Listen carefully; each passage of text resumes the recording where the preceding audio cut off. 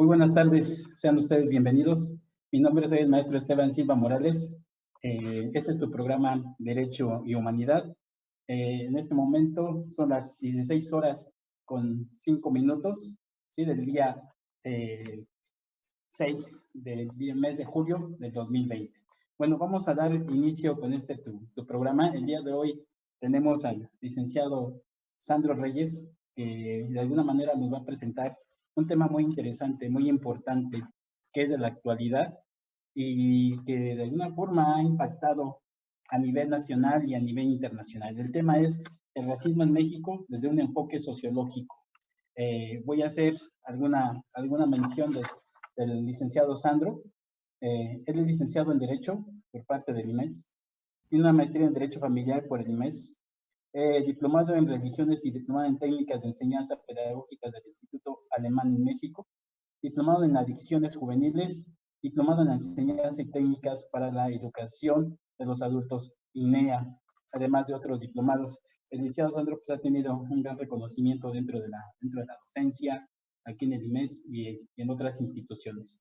Bueno, el día de hoy él nos va a hablar este tema, como decía, tan importante aquí en México, y que, pues, de acuerdo a todos los antecedentes históricos que se va a hablar sobre el racismo desde una perspectiva social, pues él nos comentará cómo ha generado este impacto, ¿sí? Y de alguna forma, qué es lo que ha generado, ¿no? Aquí en nuestro país y asimismo en otros.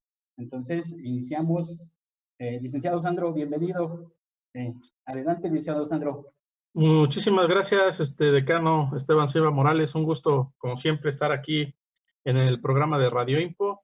Y bueno, pues con un tema prácticamente no es que se haya puesto de moda por los sucesos internacionales. Es un tema que a principios del siglo pasado, desafortunadamente la humanidad de nueva cuenta se encuentra con un choque ideológico entre castas, entre etnias, entre estados. Y bueno, esta peculiaridad, porque solo se ha estudiado a otras razas, a otros, vamos, entre comillas, a otros animales, y solamente el ser humano es el que hace esta distinción de razas. No se encuentra en el mundo natural otro tipo de actitud por parte de otro tipo de animal que pertenece a la cuestión natural del planeta, que haga este tipo de acciones de rechazar a su igual por el color, raza o actitud, en este caso sería de los animales, ¿no? Solo lo hace el ser humano y eso es desafortunadamente una mala noticia porque han habido grandes y enormes problemas por este simple acto hacia otra persona. Claro, y cómo podríamos hablar, bueno, para iniciar estos antecedentes de lo que nos marca contemporáneos del racismo aquí en México? ¿Qué nos podría hacer un poquito? Porque sí, vemos que esto se remonta desde, es más, no décadas, sino siglos atrás, ¿no? Esta parte Sí, del racismo. efectivamente, señor decano, bueno, si usted me permite, brevemente voy a tratar de resumir en los antecedentes históricos, en este caso de México, donde se da o donde empiezan a haber fenómenos de racismo ya muy marcados, si no llamados así, porque anteriormente no se le hablaba, no se decía que era racismo, tenía otra connotación, otro nombre, vamos. Eso estamos hablando de la época de la independencia en México, por la fusión que hay entre el encuentro de dos mundos, entre Europa y América Latina, viene esta parte, o que se conoce después como la cuestión clasista. Curiosamente, México empieza siendo una sociedad clasista, más que racista, era clasista, que desafortunadamente con la evolución misma de esta ideología traída por Europa, ya después se vuelve racista. ¿Qué pasa en los antecedentes históricos de nuestro país? Bueno, pues cuando llegan los españoles es cuando empiezan a denotar esta cuestión del color de piel, de las actitudes, de la forma de pensar, del aprendizaje y ese tipo de situaciones. Tan es así que cuando se empiezan ya a formar ciudades, sociedades enteras en México, los españoles que llegaban a esta parte del mundo en aquel momento, pues no precisamente eran los mejores españoles o las mejores clases sociales de España. Eso hay que recordar. Cuando ellos llegan aquí y de nueva cuenta forman una sociedad para ellos nueva, fusionada con la sociedad indígena que ya existía, ellos se posicionan o se ponen en un lugar privilegiado diciendo que a pesar de que ellos eran los invasores, a pesar de que ellos venían de afuera, ellos decían que eran mejores que los que estaban ya de origen. Entonces, de ahí empezamos a encontrar en la cuestión sociológica las diferentes clases de seres humanos, que con el tiempo se llamó clasismo, en el cual por simplemente ser blanco, de ojos azules o de pelo castaño o güero, como se dice coloquialmente, a diferencia de los que ellos les decían a los indígenas que venían, que estaban aquí en América Latina, les llamaban los rojos. ¿Por qué los rojos? Porque por el tono de piel, demasiado bronceados, y con ese bronceado riguroso, si nos damos cuenta, la persona de costa se broncea en exceso y sí tiene una tonalidad roja, ya no es un bronceado, llamémosle natural, ¿no? Entonces ellos empiezan ya a calificar a las personas que se encuentran aquí y bueno, empieza esta evolución y empieza esta idea de pensar que yo soy mejor que el otro, simple y sencillamente porque tengo un tono de piel distinto, ni siquiera por tener alguna habilidad diferente, ni siquiera por tener un conocimiento diferente, simple y sencillamente porque yo tengo otra tonalidad y tú tienes otra. Es como empieza esta parte. Sí, además, podemos señalar, ¿no? Como dices tú, de acuerdo a los antecedentes históricos, en esta parte que se le llama la conquista, ¿no? Como también esa mezcla, ¿no? Vamos a verlo así, de razas, como dices, cómo se va de alguna manera identificando a cada, vamos a decir, a cada grupo, ¿no? Y de acuerdo a esa identificación que se le da, es como también se va desarrollando a lo mejor esa parte de ese racismo, ¿no? Que en su momento, como tú dices, tiene la otra palabra, ¿no? Que mencionabas ahorita. Pero aquí en México, por ejemplo, ¿cómo se instauró? Porque sabemos que, bueno, cuando llegan los españoles y aquí estaban asentados, vamos a decir, los aztecas, de alguna forma, pues no había esa parte, ¿no? Todavía está establecida, como dices, después de la conquista. Pero ¿cuál es el proceso después de esa parte? Bueno, ¿cómo empieza el proceso de clasificación de razas? Bueno, los españoles empiezan a estudiar, recordemos que los que empiezan a estudiar la cuestión sociológica de los pueblos nativos de Latinoamérica son frailes, son franciscanos, jesuitas, quienes le van a dar ese enfoque de estudio, y un estudio, hay que mencionarlo, decano, un estudio muy serio, pero yo digo pero desafortunadamente con la visión europea. Entonces ahí es en donde viene la polémica, por decirlo así, ¿no?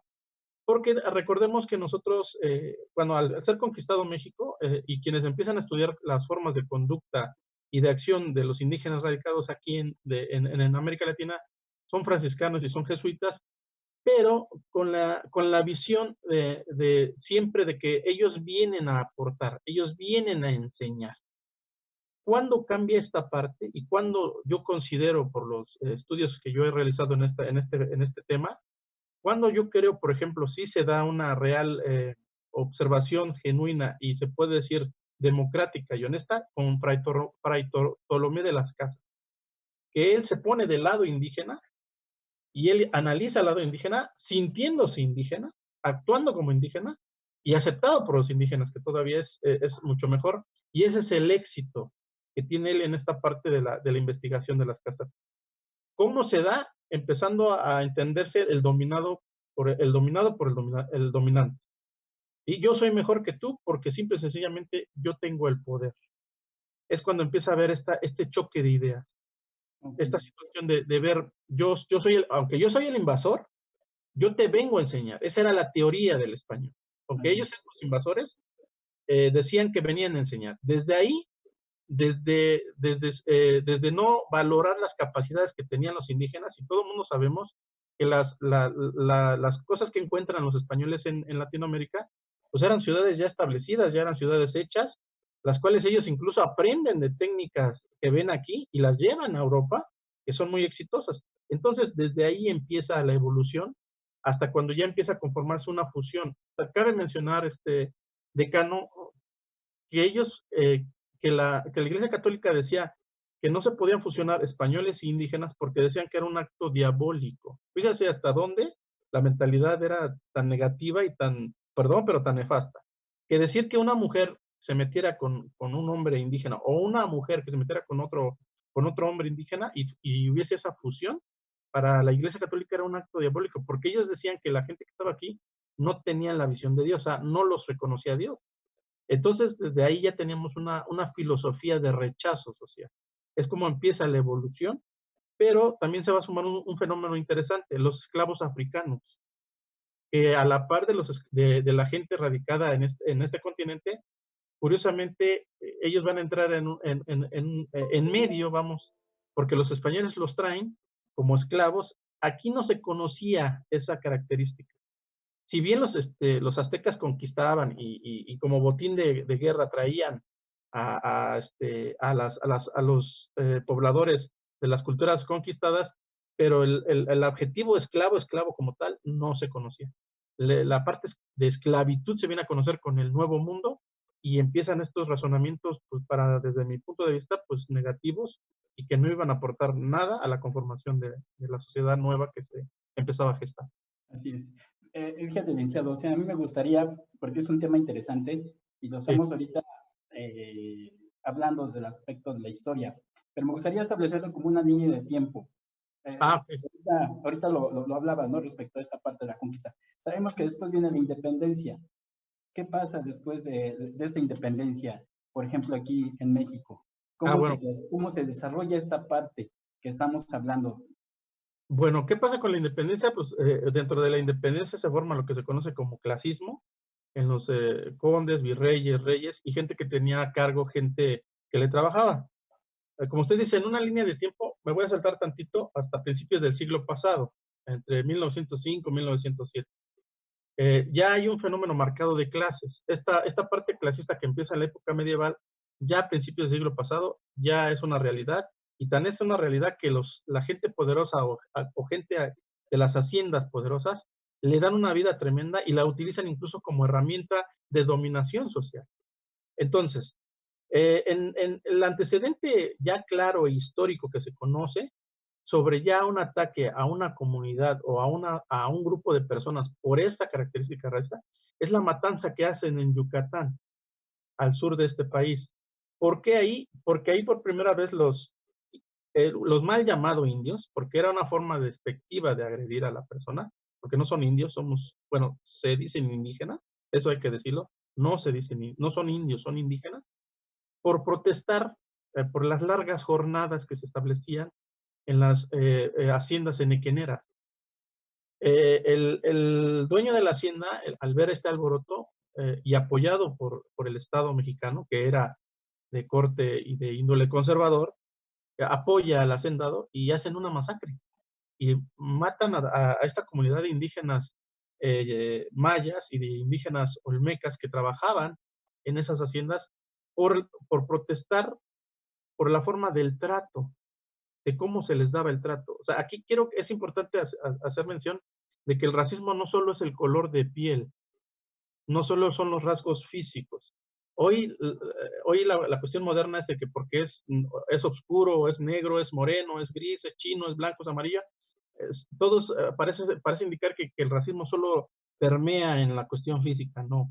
El racismo es un conjunto de acciones negativas y de agresión hacia un individuo. Así lo dice López Velázquez, un sociólogo español. Y yo estoy de acuerdo con él, porque racista se es desde el momento que uno no acepta el modo de ser de la otra persona, hasta incluso el hablar de la otra persona. ¿Cuántas veces no hemos notado que hay una persona de carácter indígena y que habla de una forma, vamos a llamarle chistosa, y la misma gente de alrededor se ríe? Porque no sabe hilar una palabra o porque su lenguaje está muy fusionado con su lengua madre y a veces el español les cuesta trabajo pronunciar. Y hasta nuestros días, señor decano, sigue sucediendo. Entonces, el antecedente más cercano contemporáneo es en épocas previo a la revolución.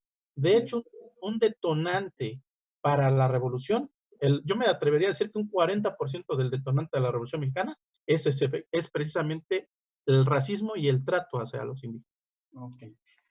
Vamos a una pausa, licenciado Sandro, si le parece, por favor. Y ahorita vamos a hablar de esta parte, ¿no? De qué pasa después de la revolución, como nos decía, para ir avanzando un poquito y llegar hasta la actualidad, ¿no? Con esta parte también, los derechos humanos y todo eso, cómo se conformó, ¿no? Entonces, regresamos, este es tu programa Derecho Humanidad. Gracias.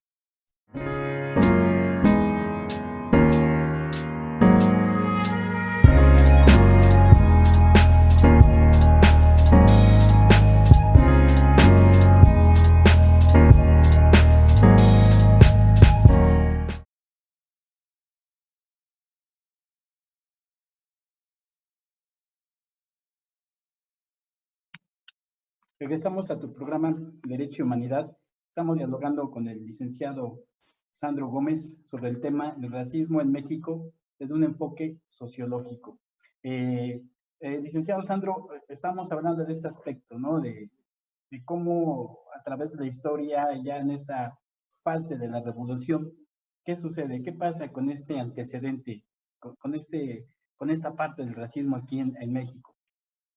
Bueno, entonces antes de ir al corte estaba comentando el antecedente histórico a principios de siglo con la matanza de estos indígenas de Yucatán, entre ellos mayas y olmecas traídos de la parte de Tabasco y de Veracruz. Bueno, ¿qué pasa después? Pues bueno, el detonante de las llamadas ideologías liberales venidas de Europa, gente intelectual, entre ellos Miguel Hidalgo, Allende, todos los héroes que conocemos en nuestra independencia, que también de alguna manera se sentían relegados por el origen que ellos tenían, ¿no? La mayoría de ellos nació en el Nuevo Mundo, entonces sus iguales no los veían de la misma forma.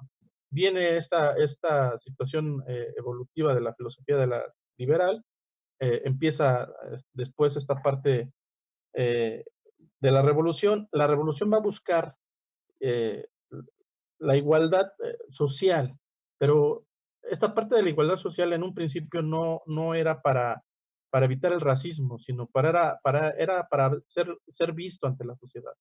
Y empiezan a tomar las banderas o las ideologías, pues gente de extractos, en el caso de los grandes revolucionarios como Zapata, como Villa, gente venida del pueblo. Pero también hay otro fenómeno, también gente intelectual, gente pudiente, gente como Venustiano Carranza, como Francisco Madero, que compartían de alguna manera las ideologías.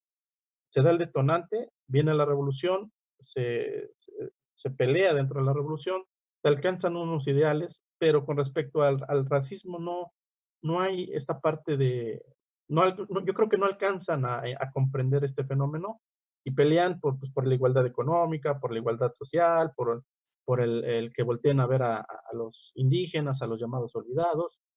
Pero pasa esta parte ya después de la revolución y aquí el fenómeno ya más cercano, más contemporáneo, y quiero saltarme tantito un poco a los años 40, 50, es cuando se conoce como la nueva sociedad o clase mexicana.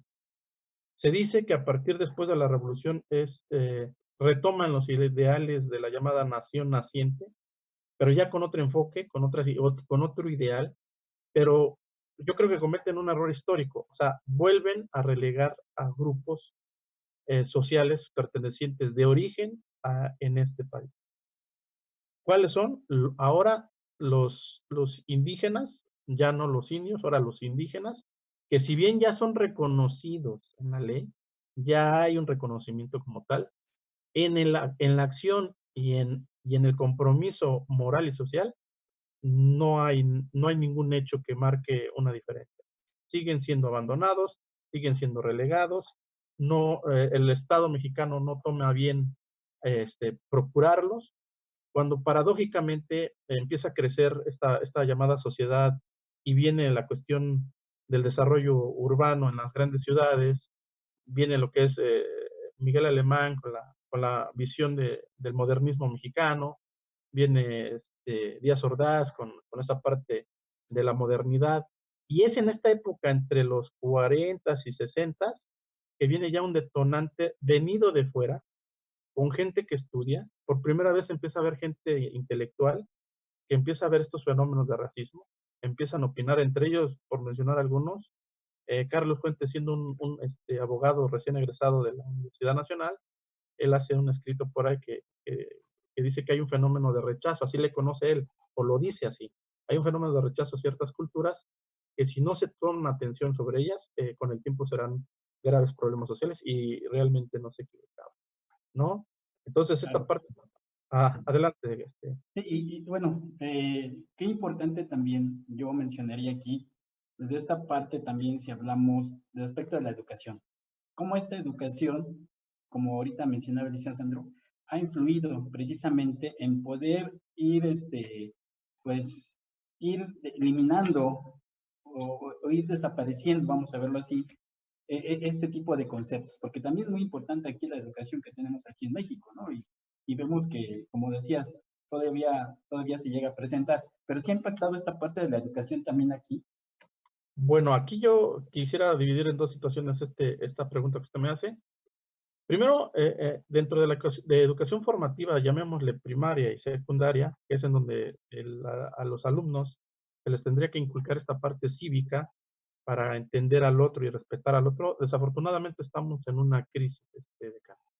¿Por qué? Porque las materias se desaparecieron. Yo todavía me acuerdo en mi época, ¿verdad? No estoy muy viejo, pero en mi época todavía yo llevé esas materias. Y de lo que me acuerdo de esas materias, solo hablaba muy brevemente, por ahí, si acaso una o dos hojas del libro oficial de la SEP, el respeto al compañero, respeto al otro, pero nunca profundizaban. Yo creo que ahí la educación que está a cargo del Estado mexicano no ha hecho un énfasis sobre este tema, ¿no?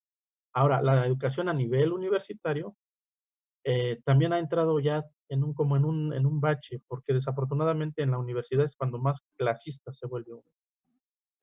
Hay jóvenes que llegan a la universidad y simplemente la actitud, yo me he dado cuenta con muchos que llegan a la universidad y porque tú si tienes secundaria y primaria, ya no eres parte de mi círculo, ¿no?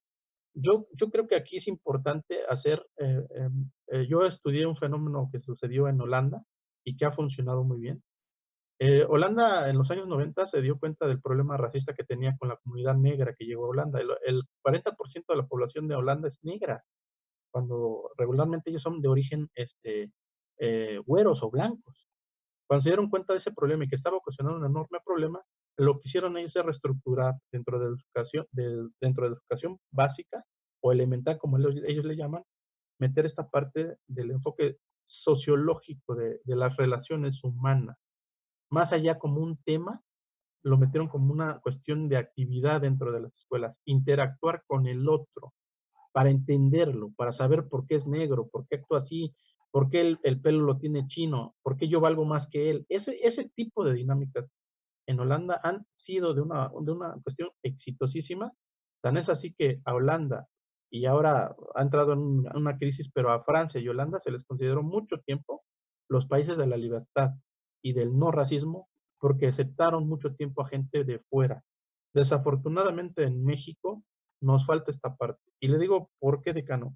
Porque yo siento que la educación no la dan en casa y la preparación no las dan en las instituciones. Y si estamos mal en la educación desde casa, las instituciones no podrían ir en contra de la corriente, porque uno les dice una cosa en la escuela y en la casa les van a decir otra. Y ahí es en donde radica el punto. Necesitamos educar desde casa. Claro, porque si vemos, bueno, más en la actualidad, ahorita, con esta parte ya en el siglo ya 21, estamos viendo otro elemento importante, que es esta parte de la entrada de los derechos humanos, ¿no? Que también yo lo veo así, viene a fortalecer esta parte de la dignidad, precisamente de nosotros como seres humanos, ¿no? Esa dignidad que se refleja a través del respeto, ¿no? Por ser simplemente un ser humano, muy independiente, como decías tú, todas las características físicas, ¿sí? Que de alguna manera que tengamos, pues eso no viene a generar precisamente un cambio, ¿no? Y viene también a transformar esta parte del racismo, como lo has venido hablando. En esa parte, ¿cómo ha generado este impacto, el licenciado Sandro, en esa parte de los derechos humanos? Porque es muy importante. Bueno, ha tocado un punto muy importante. Bueno, los derechos humanos, a raíz de que en México llegaron los derechos humanos hace más de por ahí 20, 25 años, me parece, que se institucionalizaron ya como tal, porque los derechos humanos existían, pero existían en ONGs, o sea, estaban dispersos. Ahora ya hay una institucionalidad desde el Estado mexicano y bueno, para mí fue un gran paso. Segundo, ellos han descubierto que el racismo no solo radica en la piel, y eso es importante, radica en la actitud, en la economía, en el lenguaje y hasta incluso en la forma de vestir y hasta incluso en la forma de pensar. Eso lo han hecho los grandes activistas en el ámbito de los derechos humanos y nos han ampliado un espectro, por decirlo así, para que nosotros los individuos o los que estamos en esta parte formativa tengamos que mandar este mensaje. Los derechos humanos dignifican al ser humano. Los derechos humanos nos abren las puertas a la igualdad para todos. Y los derechos humanos en México, yo creo que de los últimos 25 años en México, los derechos humanos ha sido lo mejor que se ha instituido dentro del Estado. Que ha tenido, como todo, problemas, al final es una organización que, bueno, pues no puede ser perfecta, ¿no? También ha tenido sus críticas porque no ha actuado en tal o cual. También cabe mencionar que la Organización de los Derechos Humanos, las organizaciones antirracistas no tienen un peso jurídico. Eso también, yo creo que más adelante, con esta misma evolución y esta misma necesidad social, algún día la Comisión Nacional de Derechos Humanos podrá lograr tener un peso jurídico, porque lo que hace Derechos Humanos en México solo emite recomendaciones. Y las recomendaciones hacia una institución, hacia un individuo, pues radica en que las tenga que llevar o no. O sea, no hay una obligatoriedad porque cumpla esas recomendaciones, ¿no? Lo que sí está haciendo, y considero que es aplaudible y admirable los derechos humanos, es sacar a la luz esas cosas que el Estado mexicano ha querido tapar. Muchas de las veces el Estado mexicano ha querido voltear a la izquierda cuando el problema está en la derecha. Y los derechos humanos han hecho esa lucha ardua de sacar a la luz estos problemas para que nosotros los mexicanos nos demos cuenta. México tiene la idea de que solo somos clasistas. No, hay actitudes claras de racismo. Y tan simple y tan sencillo. Simplemente por yo tener una camisa de cierta o tal marca, que también eso ha influido dentro de nuestra sociedad, nos creeremos más que uno que compró una camisa en el tianguis. O sea, simplemente desde ahí tenemos que empezar a combatir la forma de pensar, ser y actuar, para que este cambio de pensar, ser y actuar dé como resultado una nueva visión, simplemente hacia el otro. No nos vayamos a cuestiones ya internacionales, simplemente al vecino, simplemente al policía, pues, simplemente al bolero, vamos, ¿no? Porque desafortunadamente tenemos esta parte clasista y que no nos ayuda en nada. Claro, así es. Y otra parte también, ¿no? Que hemos visto que también genera impacto y que de alguna manera también se ve relacionado con este tema que estamos hablando, es esta parte, vamos a verlo de la mercadotecnia, los medios de comunicación. ¿Cómo a través de ellos se difunde el mensaje acerca de este tema, ¿no? Lo podemos ver en películas, lo podemos ver en temas que han tocado precisamente los medios, o cuando vemos los antecedentes, ¿no? Últimamente lo que ha pasado en Estados Unidos, ¿no? Y cómo esto se ha volcado y a la manifestación precisamente en contra, como decíamos ahorita, del derecho humano, ¿no? Porque como acaba de comentar, aquí muy independiente del color o de alguna manera la cuestión económica, social que estemos, somos seres humanos y es donde se debe de reconocer esa parte, ¿no? Más. Efectivamente, pero desafortunadamente entramos en este choque de que porque yo tengo, y créame, yo he hecho trabajos de investigaciones, por simplemente yo tener un coche y el otro no, o sea, fíjese hasta dónde esta parte de Cano a veces es contradictoria. O sea, a veces basamos la calidad humana en las cosas materiales, cuando no es así. Los grandes activistas, usted acaba de mencionar Estados Unidos, también hay que ver este fenómeno estadounidense. Estados Unidos es el donde radican las mayores organizaciones que luchan contra el racismo, pero la mala noticia es que también es la sociedad que más racista es en el mundo, por encima de cualquier otro país. Es el estado en el mundo, Estados Unidos, que es más racista en todo el mundo.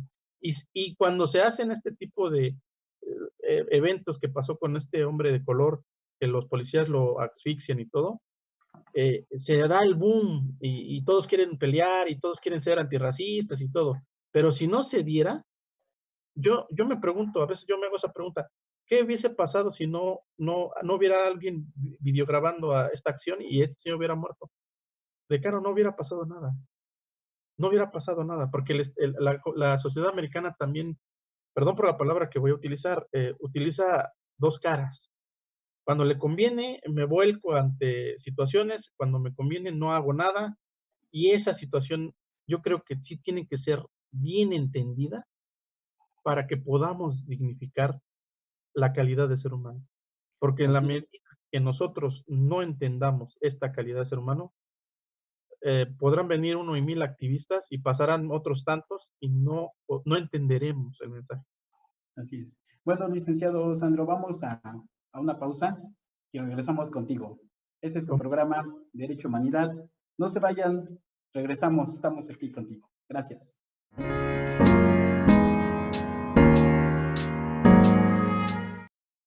Ok, ya estamos con ustedes de nuevo, con el licenciado Sandro. Estamos dialogando sobre el tema del racismo en México desde un enfoque sociológico. Antes de iniciar con el maestro Sandro, quiero comentarles que el día 11 de julio tenemos el primer encuentro virtual conmemorando el Día del Abogado en México.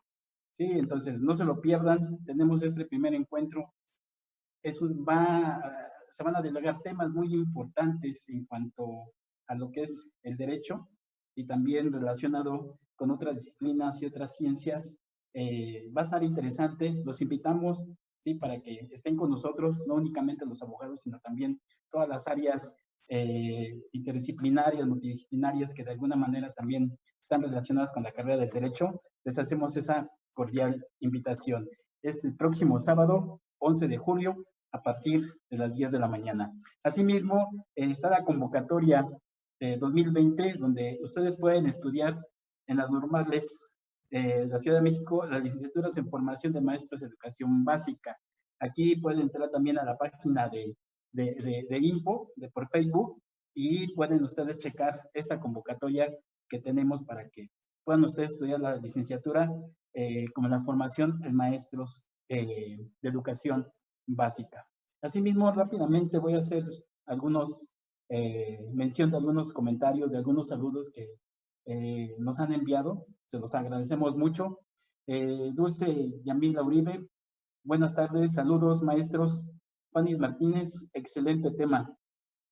Kiri, un saludo, profesor Generación 23, esperando que de alguna manera este tema pueda cambiar. Montserrat Ramírez, saludos, profesor. Sandra Gómez, también nos envían saludos, maestro Sandro. Marlene Fernández, buenas tardes. Profesor Sandro, siempre es un gusto escucharlo, es un tema particularmente sensible a tratar. Muy bien, maestro. Ana Nieto, perdón, saludos, un gusto que manejen temas tan antiguos, pero en una actualidad relevante en el mundo. Así es esto, como lo mencionaba el maestro, pues, tiene sus antecedentes, su historia y que actualmente también sigue repercutiendo. Diana Barrón, saludos, profesor, Generación 23. Asimismo, Hilda González, la maestría en Derecho Familiar, octava generación Power, súper tema, muchas gracias por tenerlo con nosotros. Miguel Castillo, saludos, maestro Sandro. Miguel Ángel Castillo, el contador. Okay.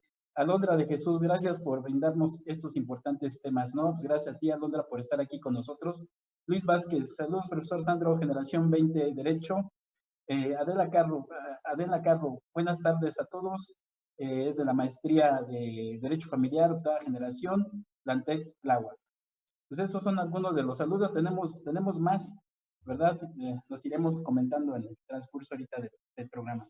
Bueno, pues continuemos, maestro Sandro, sobre este tema tan importante y en el cual precisamente hablábamos y también México, ahorita en la actualidad, está preparado para este tema sobre la cuestión del racismo. Pero antes que se me olvide, quiero recomendar una película, ¿sí? Que yo acabo de ver y que me gustaría que la pudieran ver. Es una parte que nos sensibiliza a nosotros como seres humanos y precisamente habla sobre este tema. La película se llama Green Book, Una amistad sin fronteras. Esa es la película, Green Book, Una amistad sin fronteras. Es una película que yo la vi apenas y me encantó, me fascinó, me dejó un mensaje, híjole, muy profundo en cuestión de esta parte de lo que estamos hablando del racismo. En realidad maneja muchos valores esa película. Entonces yo la recomiendo mucho. Se llama Green Book, Una amistad sin fronteras. Véanla. va a venir a reforzar toda esta parte de lo que estábamos hablando ahorita con este tema, con el maestro Sandro. Bueno, entonces decíamos, maestro, gracias.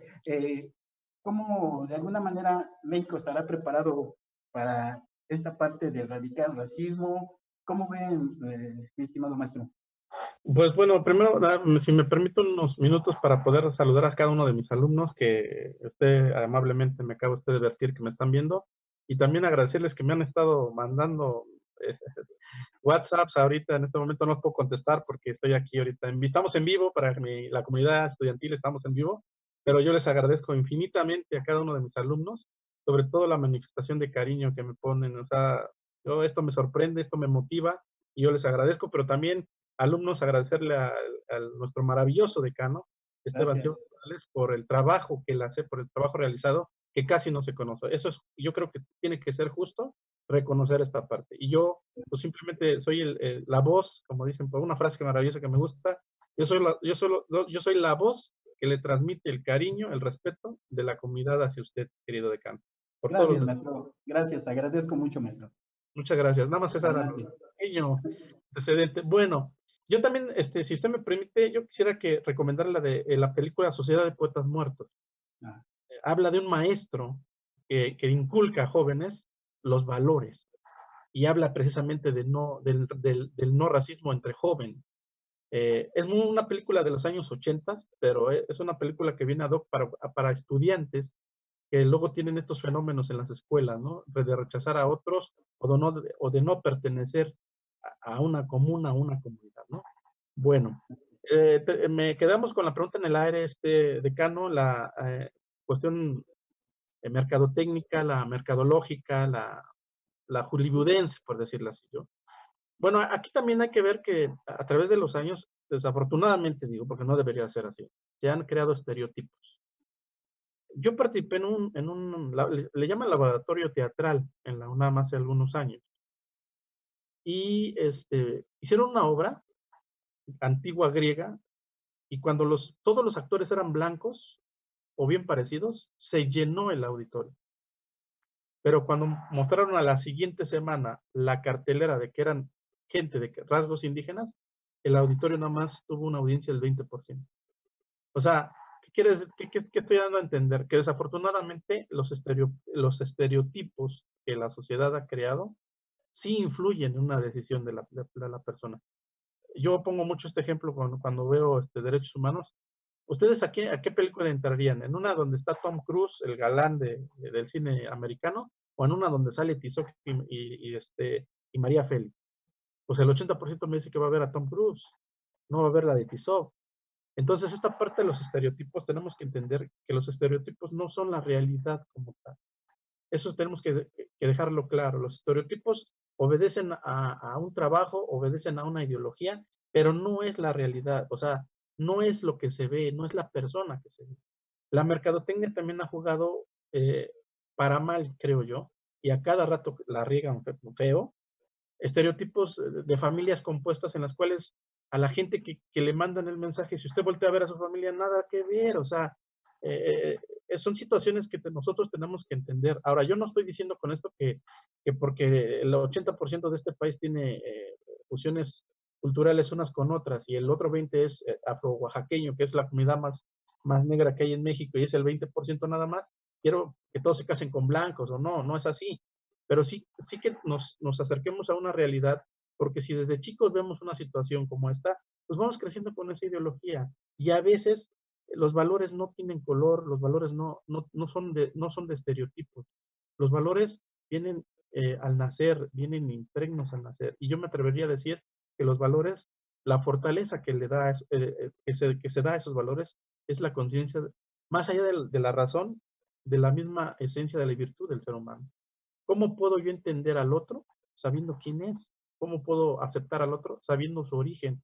¿Cómo puedo ser amigo del otro? Pues entendiendo su entorno. Así de simple. Se oye simple, pero eso ha sido un reto de casi 120 años de la humanidad.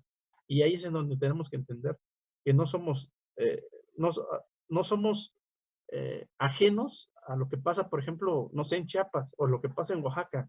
Porque también tenemos esa idea, el mexicano cree que porque está pasando en Oaxaca eso, y no pasa en la Ciudad de México, no me va a afectar, claro. Un día no, a lo mejor no, ni mañana, pasado, ni dentro de algunos años, ese tipo de actitud de pensamiento, claro que se va a mover, claro que se va a trasladar, como otros fenómenos en los cuales los vimos muy lejanos y desafortunadamente ya los tenemos aquí en la puerta de la casa.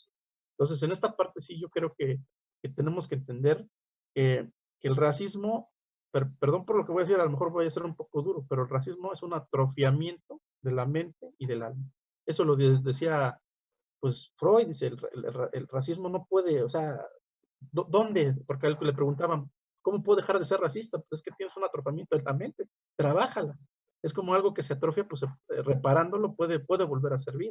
Entonces, en esta parte, pues para mí, más que agredir físicamente, con el solo pensar que el otro es distinto a mí, ya hay una agresión garrafal ahí. Así es. Entonces aquí, como hace un momento te comentaba, aquí en México, bueno, aquí en nuestro país, ¿qué pasa? ¿Estaremos preparados? ¿Todavía nos falta? ¿Qué pasa con la sociedad mexicana? ¿Todavía continuamos con estos señalamientos? ¿Qué pasará ahí? ¿Todavía Bueno, nos falta para poder erradicar esta parte del racismo? pues desafortunadamente le tendré que decir que nos falta y nos falta mucho. A lo mejor ya las generaciones como la de usted, como la mía, tal vez en esta parte ya el de la concientización no tendrá tanta fuerza. El cambio radica indudablemente en la juventud y sobre todo en la educación. Pero yo sigo insistiendo, mi teoría es la educación en casa. Tiene que ser ahí, tiene que comenzar ahí. Si comienza en casa, esa educación se traslada a la escuela y en la escuela se tiene que reafirmar. En la escuela se tienen que crear, si no materias, sí cursos, ejercicios sociales que nos ayuden a reafirmar lo que estamos recibiendo en casa. Y en casa, si en casa nos dicen o nos hablan de que tenemos que ser respetuosos ante los demás, de que no tenemos que ser ofensivos, de que tenemos que aceptar a cual sea la persona, su condición social, étnica, etc., etc., el cerebro lo va a empezar a captar. Pero desafortunadamente yo he oído, y me da tristeza, que estamos en una fiesta o algo, y las palabras típicas, ay, ya ves ese naco, ay, ya ves cómo viene esa machorris, y ya ves como esa parte de juzgar a la persona simplemente por cómo actúa o por cómo viste. Ese es un reto que tiene la sociedad. ¿Sí? Hasta los años 70 se hizo un estudio que la gente de color, o sea, morena o de carácter indígena, pensaba que ser blanco era superior. Imagínense, estamos hablando de los años 70, cuando está demostrado que la raza blanca a nivel mundial, en ciertas características, es la más débil. Está demostrado, no lo estoy diciendo yo, decano, está demostrado por estudios sociológicos y científicos que para ciertas cosas la raza blanca es débil. Sin en cambio, la raza negra y la raza indígena de Latinoamérica ha demostrado ser un poco fuerte, no superior, no es que sean superiores, un poco más resistente a situaciones, ¿no? Entonces, esta parte sí creo que debe de ser desde casa, los padres, quienes estén ahorita viendo el programa y sean padres, sí educar al niño. Ahí radica la semilla de la conciencia, de la actitud, del respeto, radica en el niño. Y en los jóvenes radica en el estarles enseñando el camino. Yo creo que los jóvenes saben. Los jóvenes de hoy, su cerebro camina al 10,000 por 10,000, pero saben, yo creo que hay que dirigir esa parte para que esa energía que ellos tengan sea esta parte de poder combatir algún día, sobre todo en México, el racismo, porque sí existe el racismo, ¿no? Claro, claro. Sí, de hecho, ahorita a lo que mencionabas, a lo que decías de Fray Bartolomé de las Casas, aquí Miguel Castillo dice que se le conocía como a Fray Bartolomé se le conocía como la peste negra por atender precisamente a los indígenas. Aquí hace Efectivamente. este comentario este compañero alumno Miguel Castillo, ¿no? Sí, Y otro comentario que aquí también nos hacen que yo considero importante, dice que desde el punto de vista del derecho, o sea, cómo en ese aspecto nosotros estudiamos parte de estos antecedentes, parte de estos movimientos, desde el punto de vista del derecho, maestro. Eso nos los comenta Obed González López. bueno, con los ojos jurídicos, bueno, están las leyes, están ahora sí que las doctrinas que nos meten a estudiar las leyes, ¿Cómo se estudian estos fenómenos? Bueno, hay abogados o doctores en derecho que han estudiado el fenómeno desde el aspecto sociológico jurídico. Desde el aspecto sociológico jurídico va a encontrar este alumno que hace la pregunta escuela. Está la escuela italiana, está la alemana, está la inglesa, y bueno, en donde este alumno se identifique, puede seguir esa línea de estudio y puede seguir esa línea de investigación para que él pueda aprender a cómo desde la parte de abogado, desde la parte de intelectual, puede uno abordar este tipo de temas que hoy lo estamos abordando desde la parte sociológico, pero desde la parte sociológica jurídica tiene que entrar a la parte de las leyes. Yo considero que las leyes en México con respecto al racismo son buenas, pero no son eficaces. Porque si fueran eficaces, más que buenas, el racismo se estaría erradicando. Pero es un fenómeno que pasa en todo el mundo, salvo sus excepciones que mencioné al principio, Holanda, en algún momento Francia. Ahora Francia ha tenido ese choque y por un fenómeno muy curioso, la religión. Con el respeto que me merece el auditorio, voy a hablar desde el punto sociológico, con todo el respeto para quien tenga una religión. También se nos ha vendido la idea del ser supremo, que es güero, en ocasiones de ojos azules o de ojos verdes, y que viene de una región del Medio Oriente en la cual, si usted va al Medio Oriente, no existen gente como él en el Medio Oriente.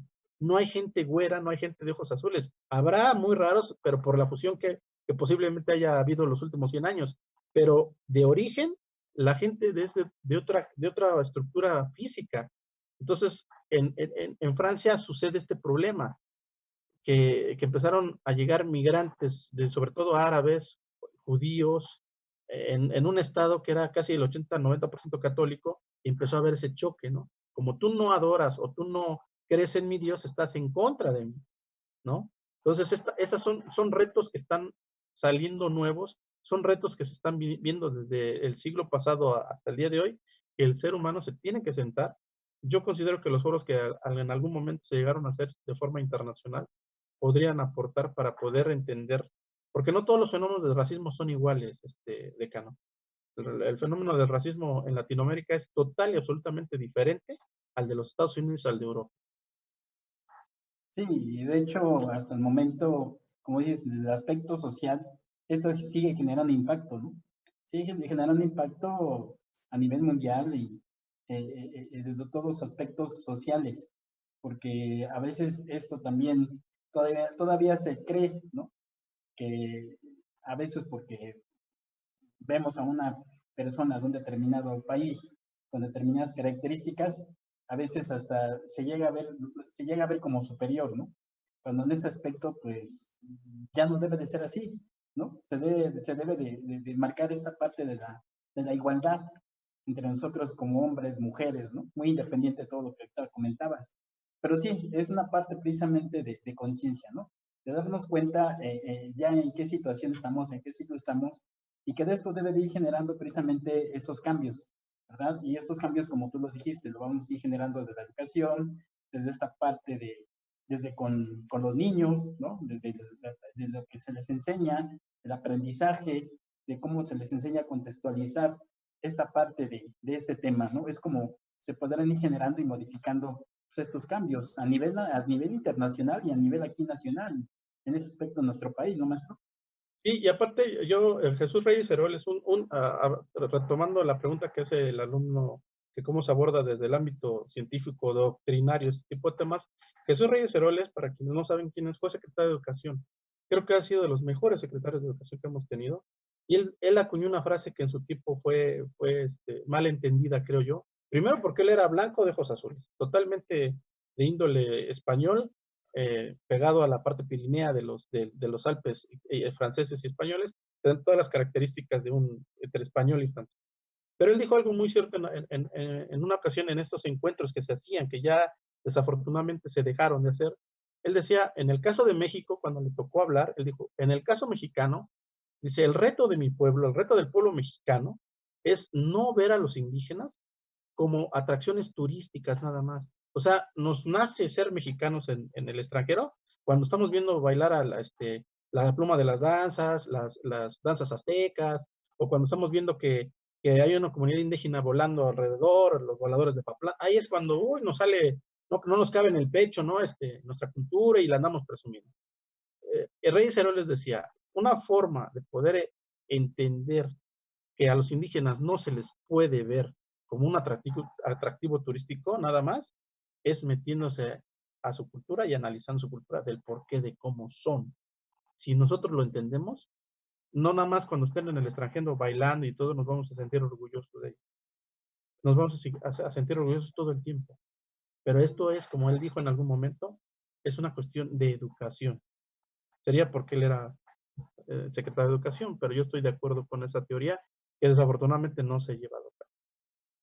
Así es, maestro. Bueno, pues es un tema muy interesante. Desafortunadamente el tiempo se nos agotó, pero bueno, yo quisiera que de todo este tema que es interesante a nivel sociológico y también a nivel jurídico, porque como comentó, hay bases jurídicas que también sustentan esta parte de este estudio del racismo.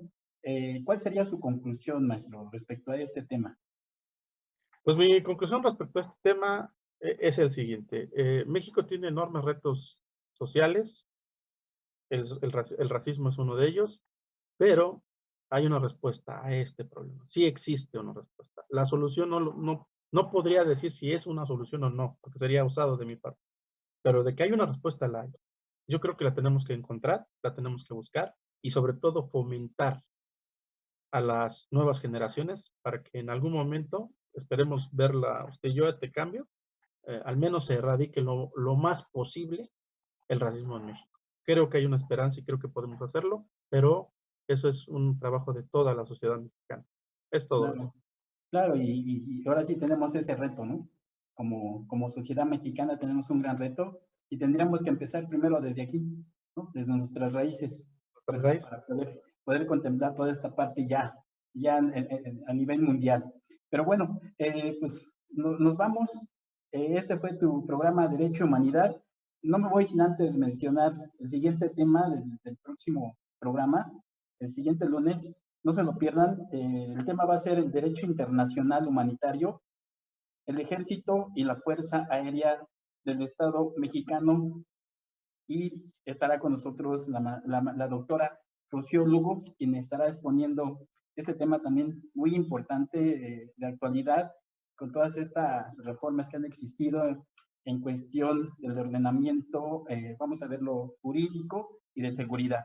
Bueno, pues nos vamos. Gracias por estar aquí con nosotros, gracias por acompañarnos. Te invitamos para nuestro siguiente programa. Gracias, licenciado Sandro Gómez, magnífico tema. Y pues a ustedes les enviamos un fuerte abrazo y nos vemos la próxima semana. Gracias por estar con nosotros. Gracias al auditorio. Con el gusto de siempre, licenciado.